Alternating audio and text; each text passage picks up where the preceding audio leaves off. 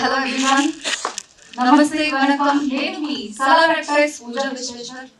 2 నిమిషాలు ఇస్తే matter finish చేస్తాను.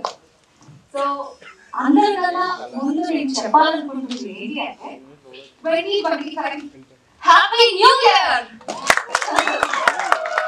సో మీలో కొంతమందికి నా పాస్ట్ తెలియచ్చు తెలియకపోవచ్చు.